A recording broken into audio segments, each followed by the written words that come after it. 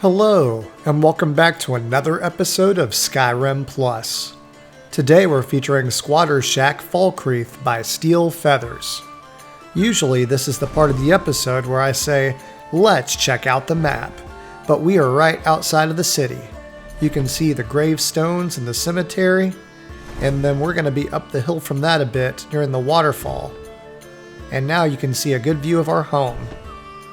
If you have the Falkreath Treehouse Alchemist edition installed, it's just a little up the hill from this one. There's the waterfall, and there's the home that we're going to be viewing today. Let's drop down and check it out. As you can see, we have a stream of water running in front of the house. It makes it look pretty scenic. From the outside, our home looks a little overgrown with weeds and ivy. If you like this ivy I'm using, it's high quality ivy replacer. I'll link that in the description too. As we continue, it looks like someone's been fishing and trapping some mud crabs.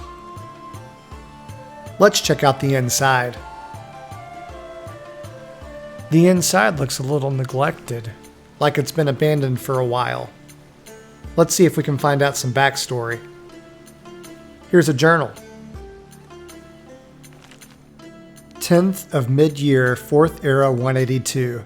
Fish were biting today, lots of salmon from the river. We'll sell the extra in town for some coin. Guess that's a benefit to living alone. Only one mouth to feed. 2nd of sun's height, 4th era 182. Found a mud crab living under the porch. Big fella he was, pretty tasty in my stew too. Love it when my food comes to me. Didn't have to go fishing today. Wonder if I could bait a trap to catch more of them. 11th of sun's height, 4th era 182.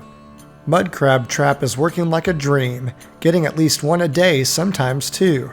I may be able to retire from fishing altogether at this rate. Tora down at the tavern told me to keep 'em coming. She's buying them off of me as soon as I get them. Guess I'm not the only one who likes some mud crab stew.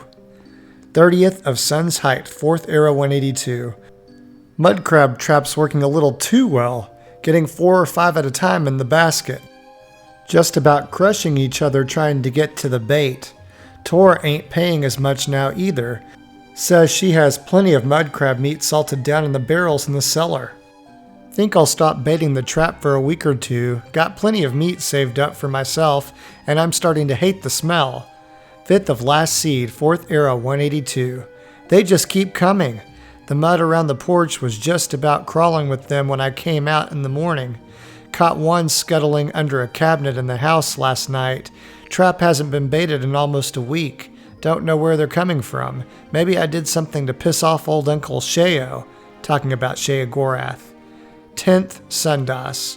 Mud crabs everywhere. Couple of them crawled into bed with me like they were my kids. I chopped them up with an axe before I thought better of it. Now I can't get the smell out of my bedding. I better make an offering to the gods and old Uncle Sheo, too. Whoever heard of being cursed with mud crabs? Mud crab day. 1 mud crab, 2 mud crab, 3 mud crab, 4. 5 mud crab, 6 mud crab, 7 mud crab more.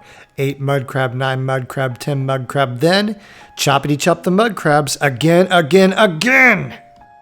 Well, I think it's safe to say the former owner had a psychotic break, which is why the house became abandoned. We can't let a good home go to waste. To renovate this place, we'll need to pick up this broom that's underneath the bed.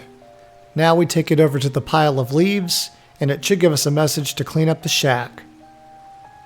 And voila, it says Fisherman's Shack's been discovered, so we'll check our map, and sure enough, we have a new map marker at our location. Now that we've fixed up our place, let's see what it has to offer, starting with a pantry with food, drink, and baskets. It looks like we have a broom to keep those spiders from coming back. There's a cooking pot, harvestable ingredients above crab legs, salmon, some salt piles, and a pot. You have a chair, end table with a candle, a stuffed bear head, a chest to store things, and a bed. Check out your view of the city outside of your window. And what an awesome view of the mill, too. And our doorway is no longer completely open. You have a teal door covering. It looks like the mud crab and fish storage has been replaced by a table for one with some wine. And you have a great view of the waterfall. Or if you want to see what's going on in the city, you can check that out too. Or maybe you just want to admire nature, like the sky, the mountains, the beautiful trees. There's plenty to look at from this spot.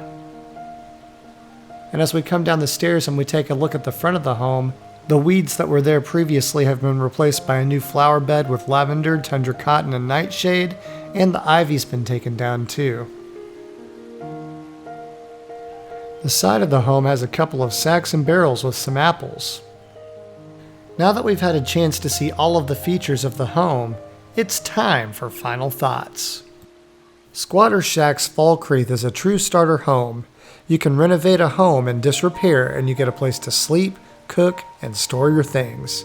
If you like this home, the mod author has a similar shack in Riverwood behind the Sleeping Giant Inn. I'll link that home and my feature of it in the description.